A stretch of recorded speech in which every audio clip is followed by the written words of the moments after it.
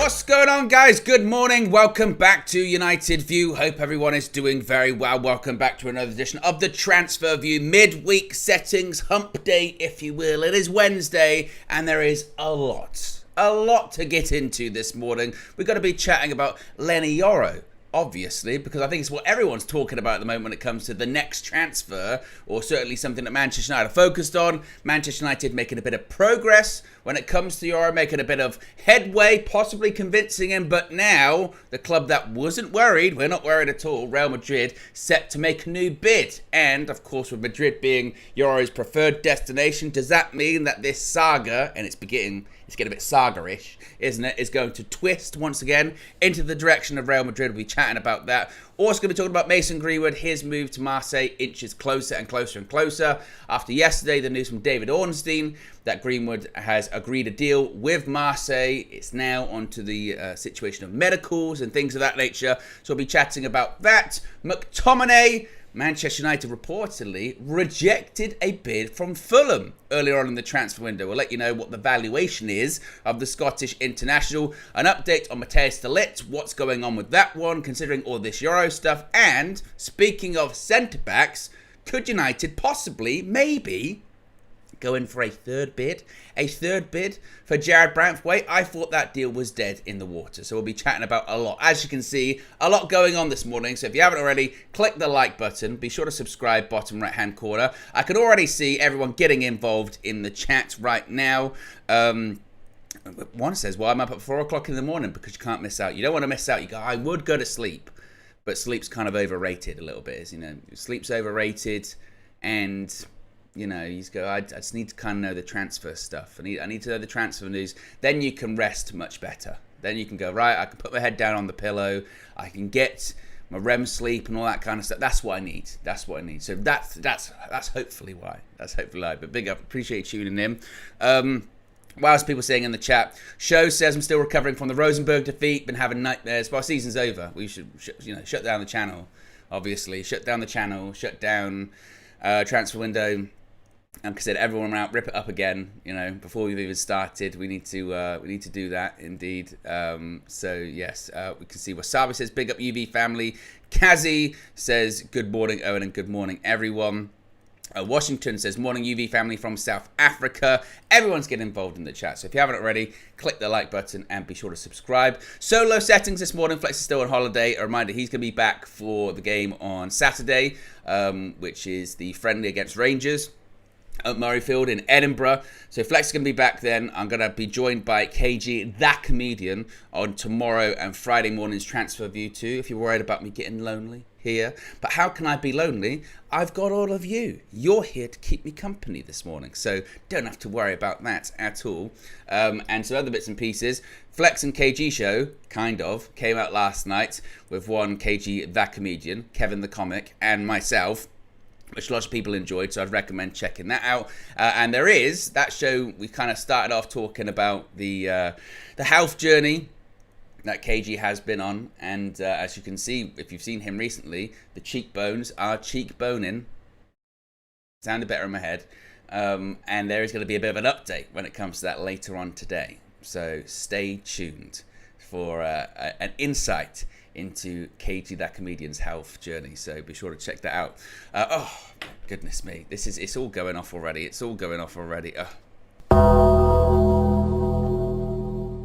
haven't done this in a while. Good morning. Looking forward to update.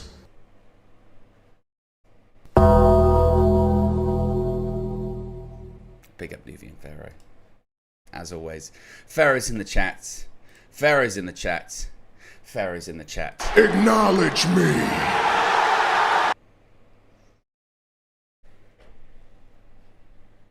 Fierce.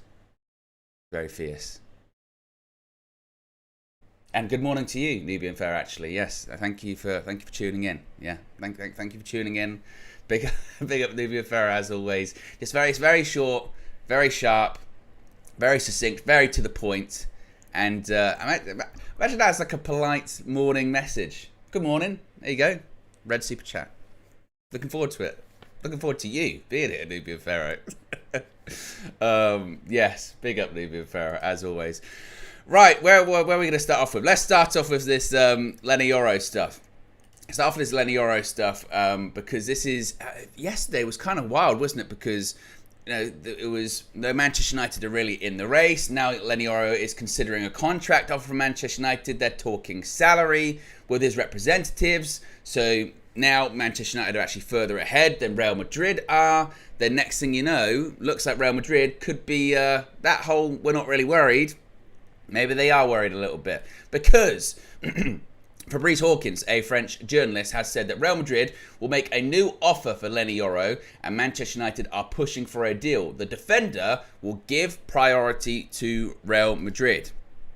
Now, as I said, the original journalist who broke the story that Manchester United had the bid accepted, that's Nabil Degelit, I think is how you would say it, another French journalist who, obviously, whenever we see a journalist that we don't really recognise, we go, bullshit.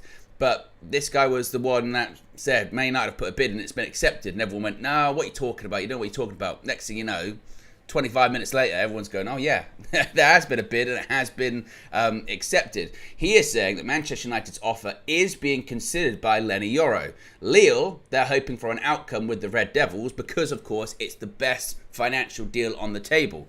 So what they've done is they've put this better bid in, this improved bill in comparison to Real Madrid, certainly more than Real Madrid are willing to pay. What is it? It's like 51 million quid or something like that, 51 million euros. I forget the amount of money. I think it's 51 million quid plus some add-ons. And Lille are like, yes, absolutely. He's got a year left of his contract. Thank you very much.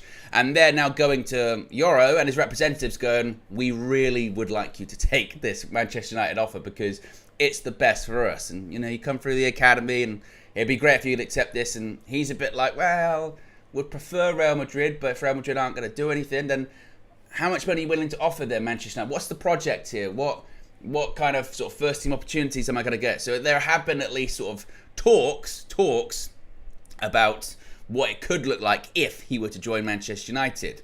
Now, James Ducker from The Telegraph is saying Manchester United are trying to convince Leny Yoro to move to Old Trafford rather than wait for a transfer to Real Madrid to materialise. Madrid are thought to have been Yoro's preference at the start of the summer, but United have not given up hope of signing the young defender and appeared to be prioritising the deal at this stage. That last bit about prioritisation, hold that thought because we're going to circle back to that when we talk about Ligt later on because it looks like that one's a bit on hold when all of this Euro stuff is going on. So, the next development, a stage in this is Manchester United seemingly are still ahead in the race in the sense of they are further along. They have agreed a deal with the club and they are now actively in talks with Euro's representatives about salaries, contracts, the project and all that kind of stuff. But it still appears to be that Real Madrid would be the primary preference of Yoro. And now Real Madrid might put in a new bid. I don't expect it to be as high as Manchester United's bid, but they could put a bid in which would put a bit more pressure on Lille and maybe Yoro. That could be just enough to persuade him to go, I'm sorry, I don't know what I was talking about. I got distracted for a second. I was going to talk to Manchester United, but now, yes, Real Madrid are definitely in. Right. My focus, I wanted to go to Real Madrid and I didn't think you were coming, basically. I didn't think you were going to arrive, but now that's my preference. How are we all feeling about this? Let me know in the chat about this. Actually, put a 1 in the chat if this is giving you echoes or images or flashbacks of Frankie de Jong, and 2 if it's not, if you think it's completely different. Obviously, they're not exactly the same. But if it is giving you that kind of feeling, let me know. Already quite a few ones. It's a difficult one, isn't it? It's a difficult one. Mostly ones, a couple of 2s. Joe Blackman with a 2. Lil Yo's 1.5. He's a menace. I don't listen to him. Don't ignore him in the chat. Lil Yo-Yo. More ones. CD says not coming. Carol 1, Abdi 1, Gavin with a 2, Imran with 2.5. John James says 2. It's a difficult one because I feel the ones there. I do feel the ones, and if this were the old regime, I'd be like, what are we doing here? well, why are we doing this again to ourselves? Why are we getting involved? Now, the only reason I'm not a firm one here, is because I say, well, it's a different regime. There are different people. The people that are involved in this are Omar Barada. The people that are involved in this are Dan Ashworth, Christopher Vavell, and this is meant to be what they're getting paid for, right? It's to get these difficult deals over the line. It's to do these impossible deals, or deals that we thought were highly unlikely. Next thing you know, they're holding up the shirt and we're going, I can't believe they pulled that one off. So I'm not a total one because of that. And I still say that if there was no chance, absolutely zero, no chance, then I would like to think that Manchester United would have walked away. If it was absolutely from the start, I really appreciate it, the interest, and I'm flattered, but I'm just not interested. It literally is Real Madrid or nothing for me this summer, and if they don't come in, I'm more than prepared just to sit out my contract. I'll just wait, and I'll go on a free next year. It's fine. If that was the case, you would hope with these new people in charge, they would go, right, let's just walk away then, because he's not interested. There had been reports that, Liverpool were interested in him. They had walked away for a similar reason, and then when they went, nah, he only wants Real Madrid, so let's move on to something else. But when you've got the journalist that's breaking the story about United having the bid accepted go, no, he is in talks with Man United, and they are talking salary, and it's not as if he doesn't want to come to United. It's not as if he's not interested at all. There is something there, just his preference would be Real Madrid. It would appear that Manchester United are looking at that going, well, we feel like we can convince him. We feel that we can do it. There is still something in me that just sort of goes that it just feels like, doesn't it? If Madrid put an offer on the table, I don't think they're going to match Manchester United, which complicates matters a bit. But if Madrid put an offer on the table, then Yoro and his representatives could kind of strong arm Leo into to be like, well, we've got to accept it because we've got to accept something. We've got to make some money on him. Otherwise, we're going to lose him on a free. That's what we've got to do.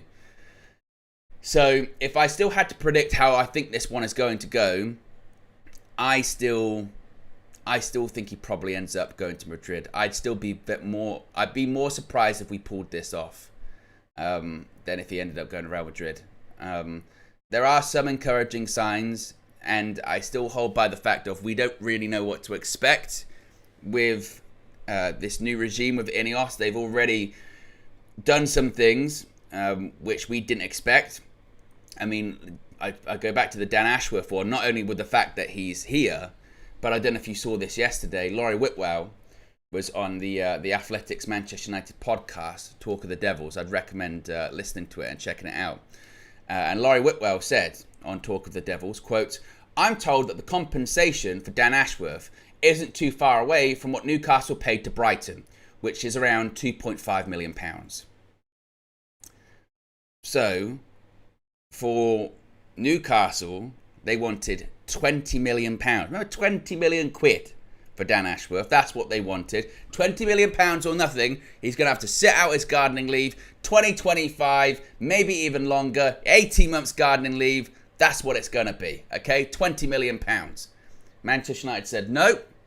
We're thinking closer to around 4, or closer to around the number you paid to Brighton to get him in the first place, which was £2.5 million. We'll give you a little bit more. 3.5, 4 million, something like that. No, absolutely no way. Well, he's with the team right now. He's actively working on these deals. He's actively involved in the Leny Yoro transfer, and Manchester United paid around sort of 2, 3, 4 million pounds. That was about it. And the amount of copium that I saw yesterday from the Newcastle fans, by the way, I love this. I absolutely love this when there's a news story that we don't like. It's just, no, it's not true. It's not true. It's not true. Laurie Whitwell, what does he know? The Athletic, what do they know? Bullshit. They don't know what they're talking about. Or the other one was, well, we don't care. We don't care. the weird narrative they've brought up, I don't know if you've seen this one, is we got your number one choice anyway. Paul Mitchell was your number one choice, and we have him at Newcastle now. So actually, we were really smart in that one. You go, no, you wouldn't, because that's not true. Manchester United did want Paul Mitchell at one point, but I think it was for the role similar to what Christopher Val is probably involved in right now. The number one choice for the sporting director at Manchester United under Ineos was always Dan Ashworth. Hence why they were willing to wait 12 to 18 months to get him. That was always the case. So my point being, circling back to Leny Yoro, is that Ineos there managed to get a guy in that initially they were like, he's not going to be in this summer, and you're going to have to pay 20 million quid if you do want that to happen. And we were like, wow. All the journalists, everyone was saying that is the case. That is always going to be the case. That is going to be how it's going to play out. Next thing you know, we've paid around sort of 3-4 million quid, and he's already here. So I don't think we can actively rule out this Leny Yoro deal being like, it's absolutely impossible. It's not going to happen. Even though we're not the favourites. Seemingly we're further ahead in the process. I still do think that I don't think Madrid are going to match our bid, because I think, obviously with the Mbappe deal, whilst it's a free transfer, there's a lot of money involved in that one. And I think Madrid are still fairly confident, maybe not as much as they were previously. I think that probably says a lot too. Previously it was, no, we'll come in when we want, and when we will, you'll accept the bid, or we'll get him on a free next season. And maybe it does speak to how this whole thing is playing out, that maybe Real Madrid feel like, actually, we do need to kind of actually get involved, don't we, here? We need to actually get involved and just maybe reassure Leny Yoro that we are still interested, or just try and back Lille into a corner a little bit. But seemingly the brain trust at Ineos still think they can pull this one off. It's just when you get a little bit optimistic about the deal, you just get a little bit, because you go, oh, it's just when you start believing. That's what it is. The belief is always what gets you, isn't it? The belief is always what gets you in the end, because I think for the majority of this process, the majority of the Man United fans are like, nah, it's not going to happen. Not going to happen. No, he wants Real Madrid. He wants Real Madrid. And they go, bid accepted. And you go, so. I mean, I mentioned this analogy the other day. I think we as United fans, we're like this. We've constantly got the fist up and around the face so we can't get hit. And we're like, no, he's not interested. No, he's not interested. He's only one he's going to go to Real Madrid. Got to go to Real Madrid. No. And then you hear a little bit of bid accepted. So, doesn't matter. We're still not interested. Then you start hearing yesterday, they're talking salary with him. And you go, really? And you go, yeah. And he'll be still not interested probably, isn't he? He would be open to it. Oh. And then, bang, when you've got your fist down, bang, big jab right in the nose. Nose like this. You go, I knew it. I should have never let my guard down. I've been hurt again. It's Man United in the transfer market, isn't it? So I still lean towards Real Madrid, probably more likely, but I do think that we can't rule anything out at this stage. What do you guys think in the chat? If you had to predict Yoro to United, will he be holding up the shirt? Yes or no? Let me know your thoughts about that one. Super chat here from You Were a Sweat Once says, it's a wake-up call. You are no longer what you think. What, Manchester United are no longer what we think? Someone's in the chat. Matt, expand. You were a sweat once. I'm confused. As Manchester United are no longer what we think. Well, I think we know that. I think Manchester United are wherever, but I think that's what Ineos are trying to do, is trying to restore a bit of reputation. I mentioned this to KG on Monday, wasn't it? When he was talking about Leny Yoro and saying, well, the big team and Old Trafford and what have you. And I said that doesn't really count for anything. Not anymore. Count for anything. It's probably too strong. But it's not. That's not enough of a persuading argument anymore, really. Just we're Man United. That ain't enough. Especially nowadays, because there are so many options for particularly young players on the table, or in this case, all they care about is, am I going to be playing games? Am I going to be winning trophies? That's what it's all about. Otherwise, players won't care. Maybe salary will come into it too. Those are really the key things. And when you're going up against Real Madrid in a race for a player, it's pretty tough. Because it's a difficult argument to spin of, you could go to Real Madrid and like win La Liga and Champions League and all that kind of stuff. But will you be happy? but will you? Is that what you really want to do? Or do you want to be part of a project? Do you want to play every single week? Is that what you want to do? So it's a difficult one. That's why I say if they were able to pull this off, then they deserve a huge amount of credit. A massive amount of credit, Ineos, if they were able to pull this off. Because I don't think many people expect them to. But we shall see. I mean, it must be stressed. The bid that they put in, I don't think will match United's, which will be interesting to see how Leo will react to that one. Because I think it's just a case of then, does Yoro go to Leo and go, well, there's an offer on the table. I know it's not as much as Manchester United, but it's an offer, and that's only where I want to go. So they're kind of forced into accepting it. I'm not sure. What are people saying here in the chat at the moment? John James says, if Real Madrid bid again, it means we've made them nervous in the background, and Yoro is heavily thinking of joining us. Joe says, let's just get Ligt already. We don't want someone whose heart and mind is elsewhere. It will be bad for the squad. Although, I must be said, I think if you join Manchester United, then I think you are in it. I don't think it's, you pick up, the shirt and then you're just like the Wolverine meme. They're just looking at the Real Madrid kit with the picture or anything like that. I think if you join, I think you're in. I think you're committed in that regard. And then if in a couple of years' time he decides he wants to go to Real Madrid, we've got like a 20, 21-year-old or something that could go to Real Madrid, and we could sell him on for a load of money anyway. So if Man United get the deal over the line, it would be a really impressive deal.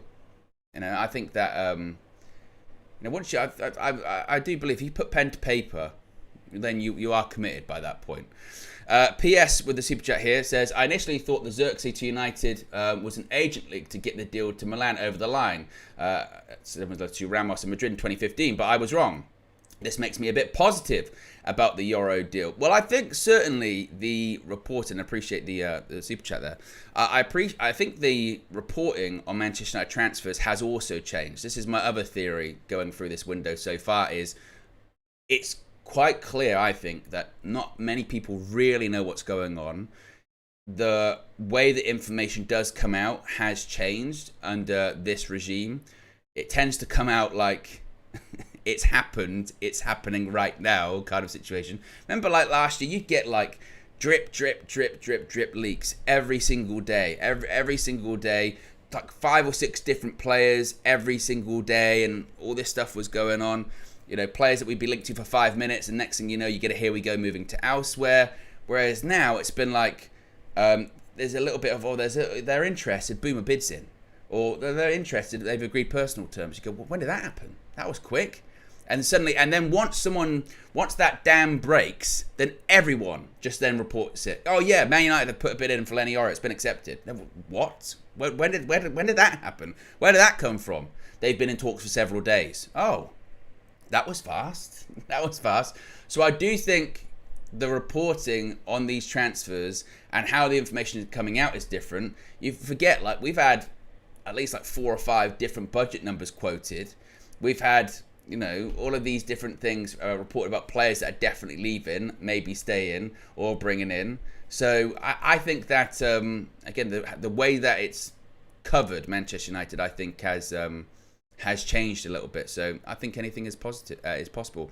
Linton says, stop living in a fantasy world, Owen. Thank you. Sciliano says, I think United still needs 2 central defensive midfielders to support Cobby and cover for him when he needs a break from the first team. Well, we shall see. We shall see what happens. Let's move on. If you haven't already clicked the like button, where are we at actually when it comes to the like button? So let's check that. We're currently at over 1,000 people watching, which is great. We're currently at 340 likes. So if you haven't already, click the like button. That's 160 away from 500. So yes, click the like button and be sure to subscribe to bottom right hand corner. You Were a Sweat Once says that's what happened with Di Maria. He didn't want to be there. Well, in fairness, I think initially when Di Maria did sign, he wanted to be there, then a lot of stuff happened off the pitch regarding that, and that very much soured his stay at Manchester United, and he wanted to go pretty quickly. We can't rewrite history when it comes to that either. So let's we got to figure that one out. What else are people saying in the chat? Greg Foss says he's not 21 until November 2027. That's over 3 years away. Yeah. Not sure what that is. Maybe talking to someone else in the chat. Yes, Mason Greenwood. Let's talk about Mason Greenwood when it comes to a medical on the horizon. Fabrizio Romano is saying Marseille is prepared to plan for Mason Greenwood medical as soon as they get formal steps done, including a contract review. So this Mason Greenwood one is near enough done. Of course, we know that a deal has been agreed between Marseille and Manchester United for, what is it, around £26 million, I think it is. There's a fixed fee, some add-ons, and a large salon fee, could be sort of 40, 50%. And Man United, even according to Ben Jacobs, have the option to buy further percentages of that salon fee, so they can buy into that and maybe even make more. It was then reported yesterday by David Ornstein that Greenwood had agreed a deal with Marseille, so that's the contract basically done. What Romano is then saying is it's a case of just reviewing that, making sure all the I's are dotted, the T's are crossed, booking the medical, and then that one is essentially done. So barring any more last minute hiccups or anything like that, which is, I think anything is possible with that deal. With that deal, that one appears to be done. And I suppose the interesting thing with that is you go, okay, what deal is that money going into? Is that going into the Leny Yoro deal, or have they already actually? Well, no, that's coming from our initial budget. Is that going into another deal? Is that going to, right, we get that, we've sold them, and that we're going to be now going for the midfielder? What are we going to be doing with that one?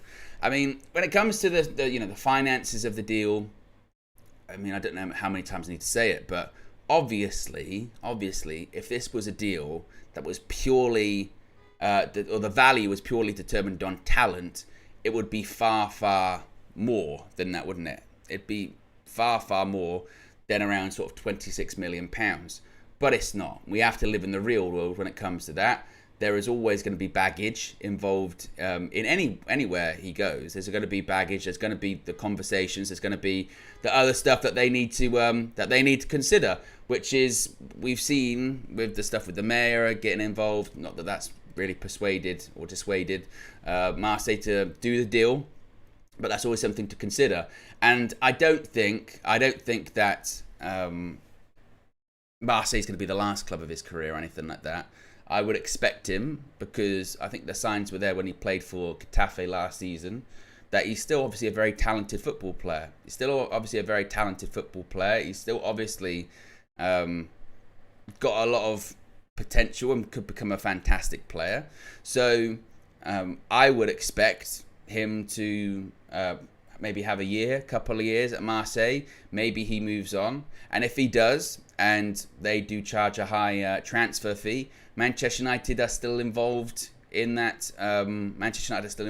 Conversation, because they have the salon clause, and also they have the ability to extend it, and they have the ability to make it even bigger. You have to remember, this is pure profit from an FFP and PSR point of view that we're getting right now, and anything we get in the future, likewise, will be pure profit from an FFP and PSR point of view too.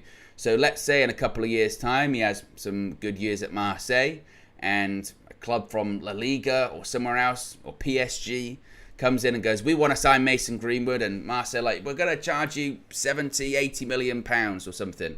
Manchester United can go, that 50% salon clause, let's we'll pay for a little bit more. We'll give you, I don't know what the finances involved in that are, but let's say we'll give you a fee. That salon clause becomes 60% or something like that. And Manchester United really do reap the rewards from doing the business like that. Furthermore, he's got, was it a year left on his contract? So the fee was never going to be high.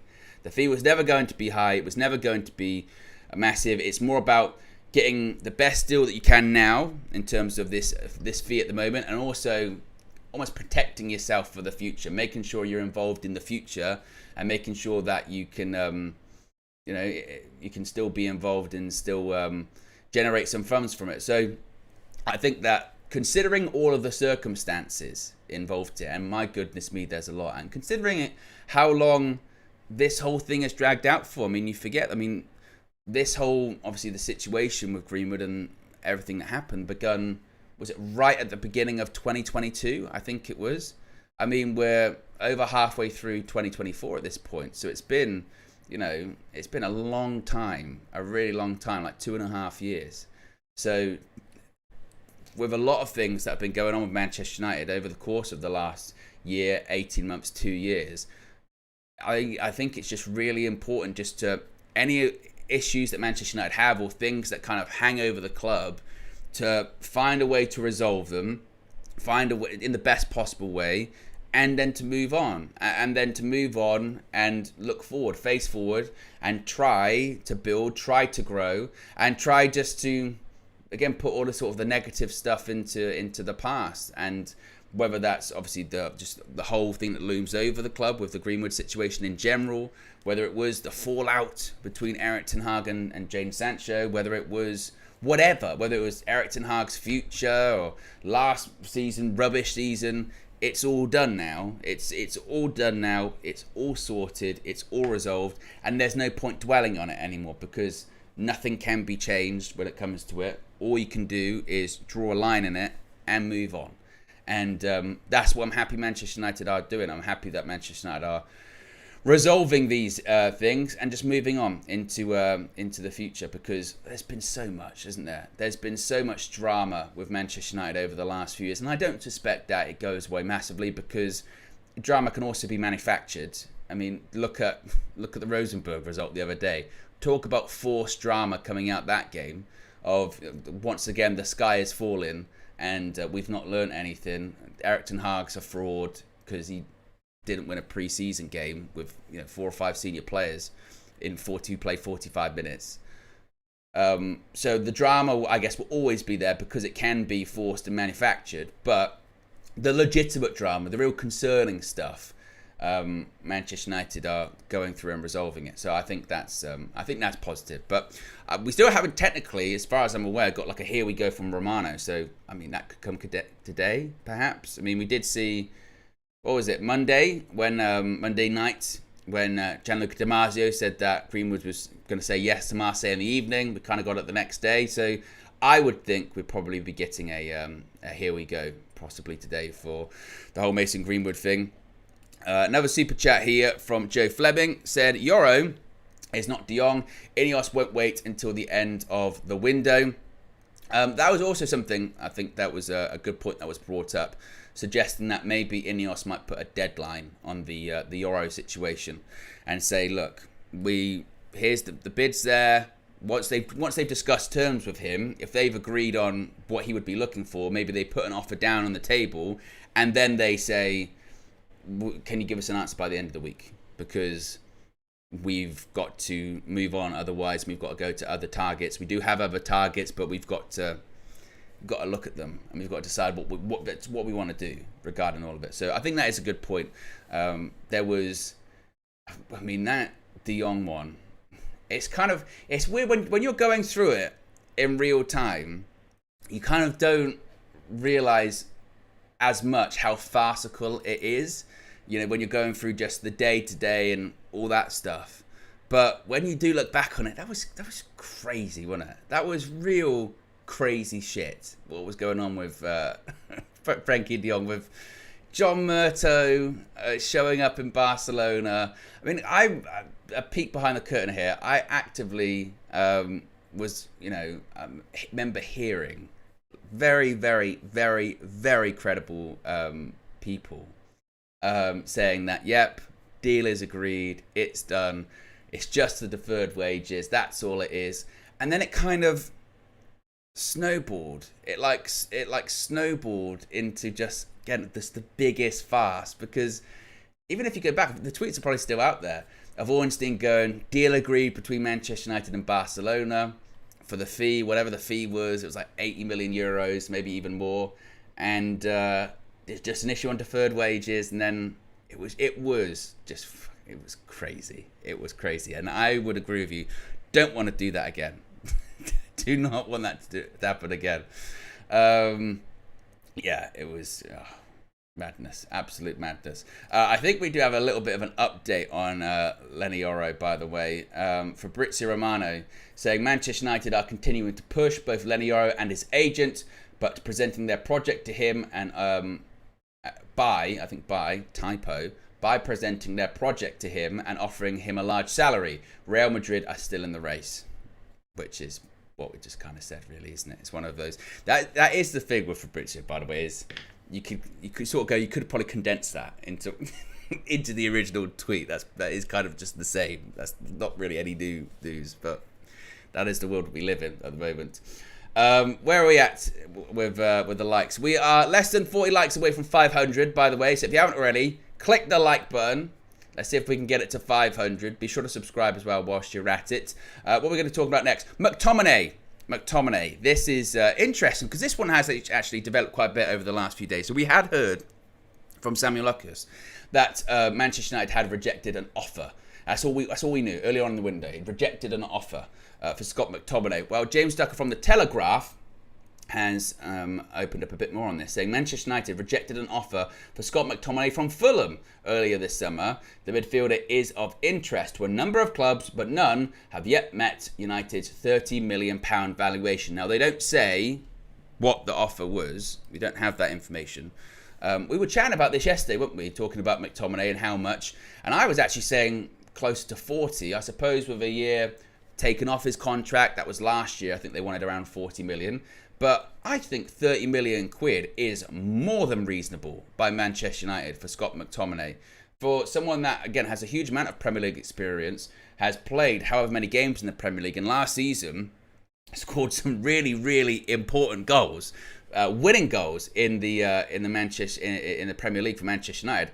I think 30 million is more than fair. With he's got 2 years left on his contract. I think 1 year plus an additional option. I think, when does this contract expire? Let me double check here. McTominay contract expires. And bear in mind, he's not on a big contract either. 2025, so it's at the end of this season, but they have the option to trigger it for another year. I think 30 million. I mean, I still say I think it should be around sort of 35, something like that. Not 30. I think if a Premier League club got 30 million quid in today's market, I mean, I know that when you get into these valuation numbers, it gets quite arbitrary, and people go 30 million.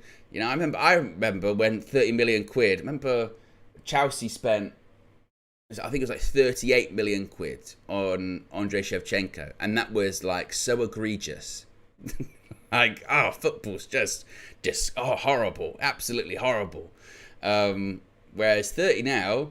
I mean, how much did Max Kilburn just go to West Ham for? Was it 50? Which I know obviously he's younger and all that, but still, that's ridiculous.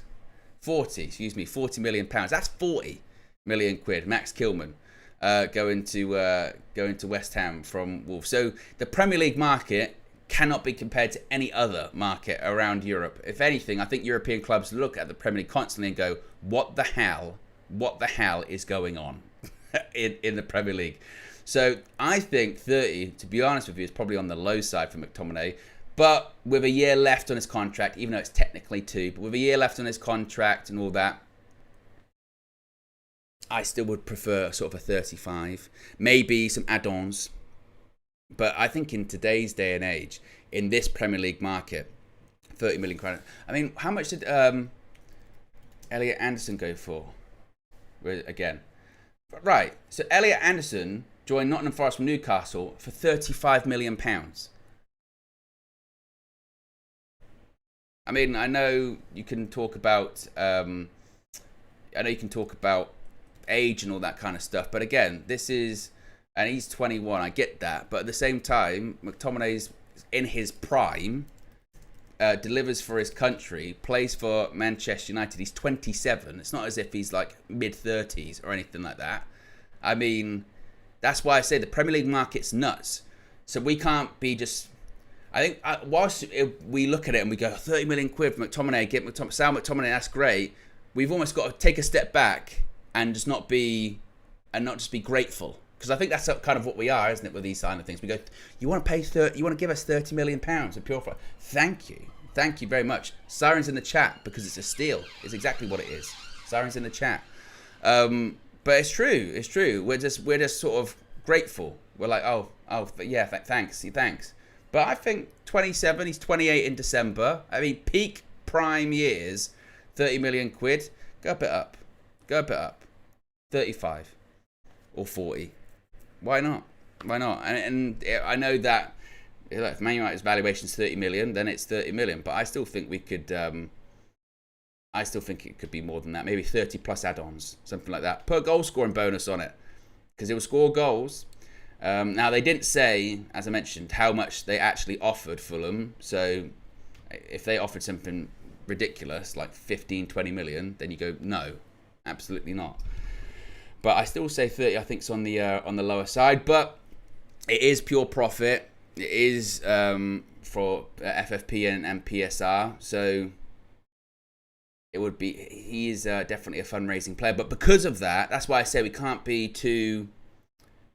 just be too grateful for it, because we look at it and we go, that's 30 million straight in our pocket. Well, so that's, yep, brilliant. But maybe the other way of looking at it, going, well, it is one of, particularly when you're thinking that maybe Jadon Sancho could end up staying now. That's a real possibility. You go, well, maybe we want to get that money up. And we'll judge Ineos on incomings, but also outgoings. And yes, we'll be able to move players on that we just haven't been able to move on in the past. So anything's a bonus. Anything's better than nothing. But you still want to get good deals, I think. So I'd be interested to see how that one plays out. But definitely could go. Year left on his contract, and Ineos looking to get deals done. So yeah, we shall see. Dawood says, take 25. We could buy a better squad player for that price. I don't think we could. That's the problem. Manchester United getting involved in. We have to remember too, when Manchester United comes to the table, they always will raise the fee to buy a squad player. This is the other thing you have to consider. To buy a squad player, which McTominay is, off the bench, that would score the winning goals he scored last season, you will struggle to find that for £25 million. You just will. That's why you would go with McTominay. You would say, well, his goals alone make it like 30 million, make it like 35 million. That's what it is. Like, you will struggle to find that for 20, 25 million. And but people might look at it and just say, well, if you get 30 million, it's pure profit. You can put that into the Ugarte deal. I mean, what was the price quoted for him? Was it like 40 million euros? Perhaps, maybe. It covers the majority. It covers the majority of the Ugarte deal. So just sell him, get it done. And I can kind of see that too. I can kind of see that point of view as well. So yes, we shall see how that one plays out. We're over 500 likes. So big up everyone that has clicked the like button so far. Be sure to subscribe too whilst you're at it. A couple other things I do want to talk about before we wrap things up. Starting with Matthijs de Ligt.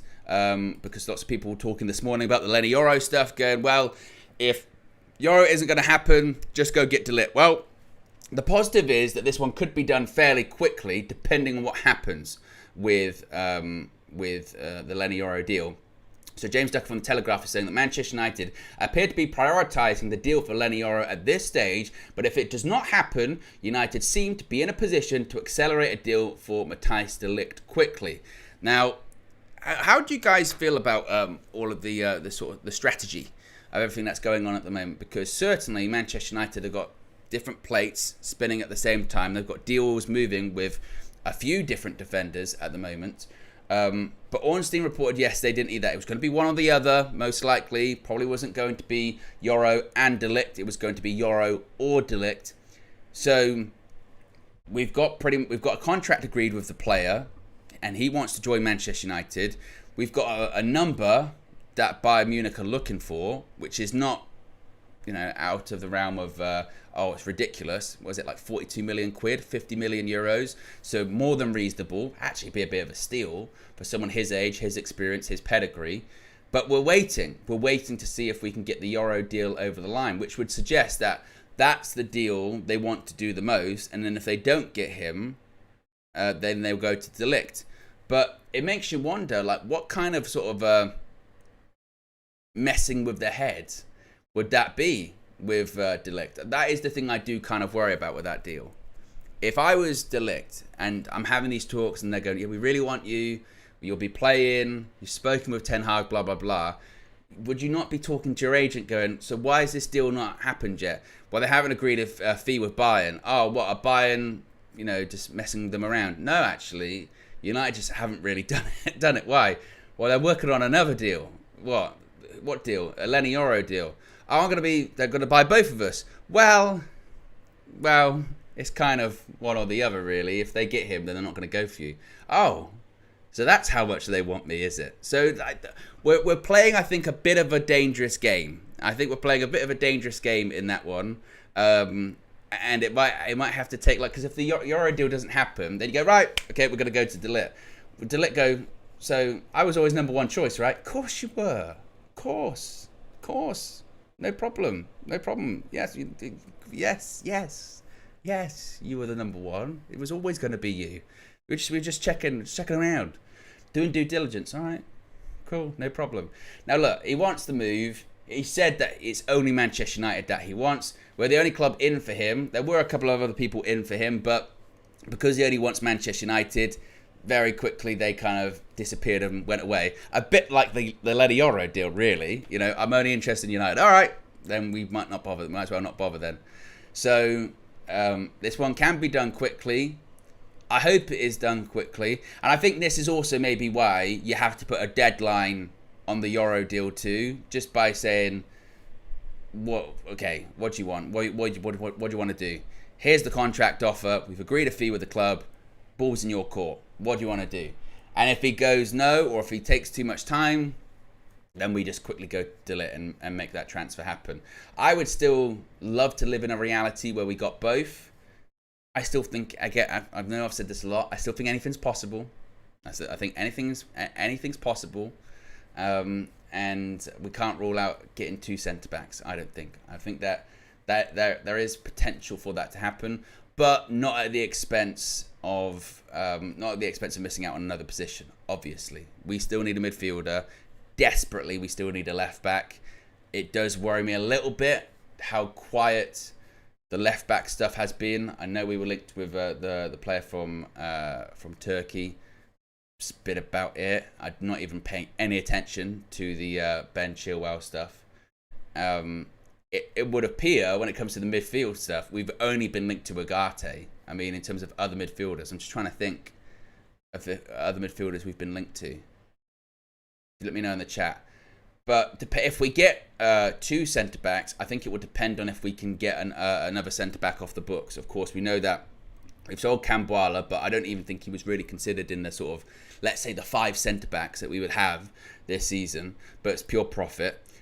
I think either Maguire or Lindelof going will hinge on whether we get 2 centre-backs. I think Maguire probably stays because I think that deal is more complex to do. His salary's bigger. And I just think he'd dig his heels in more, a bit like he did last year.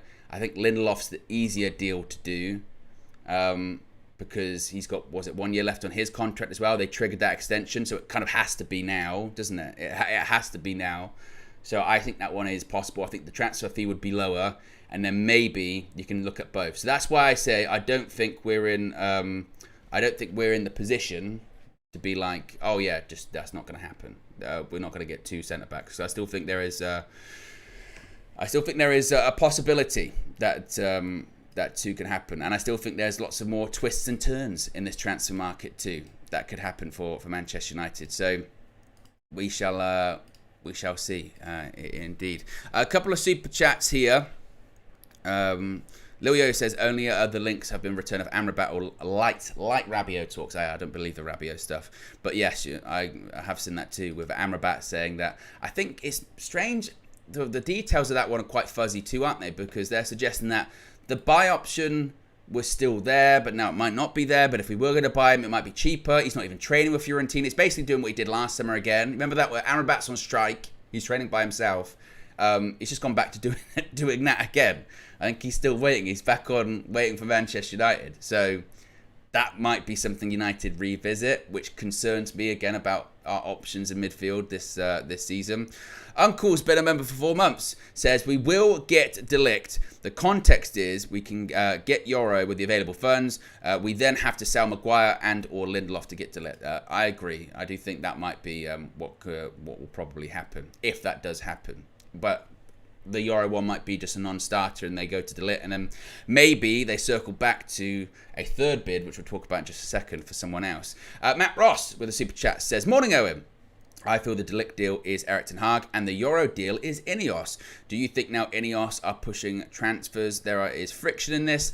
I don't think so. I don't think so with that. I mean, purely because Eric's still got the same powers that he had last season. Power. And I do think that a lot's been made, maybe too much so, about the transfer veto and all this kind of stuff, because that largely happens anyway. I mean, it's very rare that just a club just picks players and goes, right, we're signing him, deal with it, tough shit.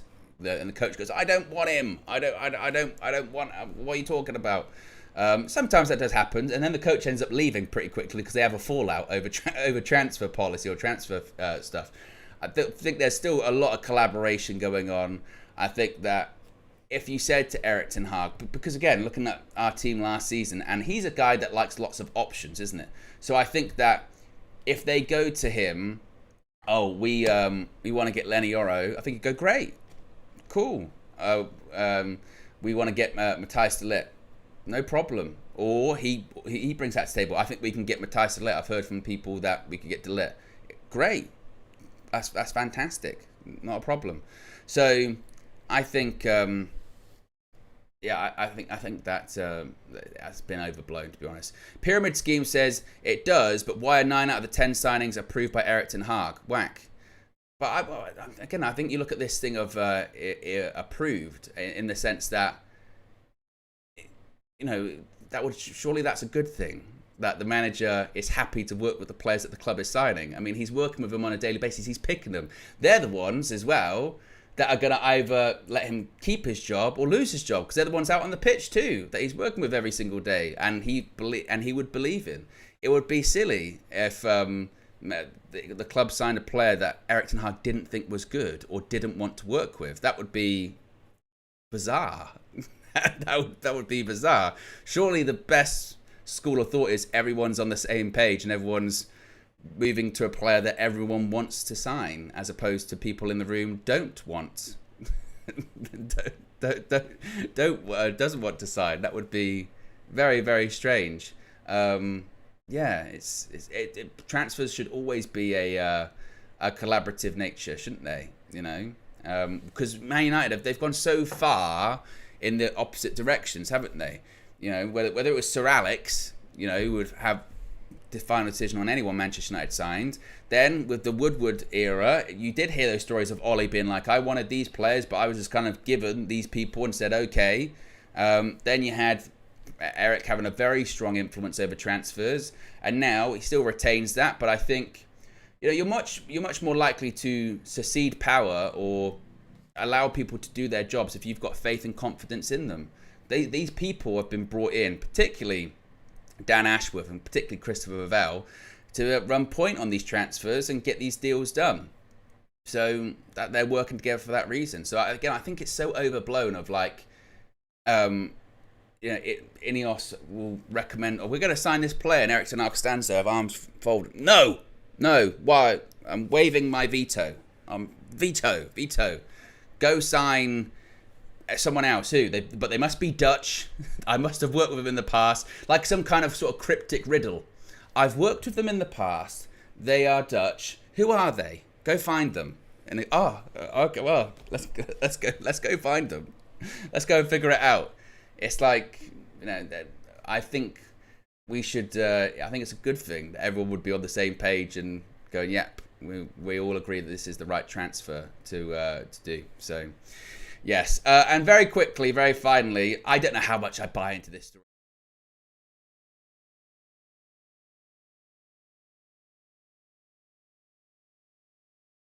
I would suggest maybe not to wait up that long, really, because it's not going to happen. I would be stunned if Manchester United signed Jared Branthwaite this summer. One, because we'd have to pay a ridiculous amount of money because Everton want 70-odd million quid. And on top of that, I mean, they've just sold Onana to Aston Villa, £50 million. They're fine, you know. They're the issues that they have are just not going to happen, you know. So yes. Oh, people didn't hear it. People didn't hear it. Let me do it again. I'll do it again. There you go. Manchester United are weighing up to make a third and final bid for Jared Branthwaite. James Ducker from The Telegraph. Take two. Yeah, I don't think it's going to happen, basically. Don't think it's going to happen because Everton now, well, they still would financially are in a position where they would like the money, but at the same time, you know, they sold Onana £50 million. They rate him, seemingly, they said they want the figure to be in the same figure as Harry Maguire. The moment they say that, by the way, oh, it should be in the same ballpark as Harry Maguire fee, then we just go, well, absolutely no way. Then, because that is widely acknowledged to be one of the worst sort of £80 million spent. No disrespect to Maguire, but like just a generally terrible transfer fee. And they want us to replicate that? Disgraceful. Absolutely disgraceful. No. Not going to happen. Not going to happen at all. So the Branthwaite deal, I think, is dead.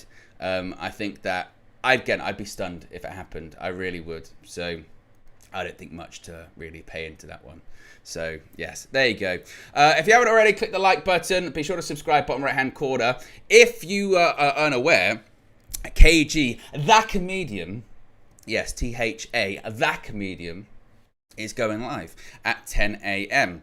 right now. He might even already be live. If he was smart, if he was smart, he would already be live. So I could actually send all of you over there, and you wouldn't even have to be actually waiting for him to be live. He is live. Good. So when this ends, you'll be sent straight over to KG the comedian. You won't even have to go anywhere. You're going to be redirected, the redirect, right over to KG the comedian. So be sure to check him out. Anyway, guys, appreciate you tuning in. Stay tuned. Later on, we're going to have that health update from KG2. And anything else happens, I'll be there. Peace.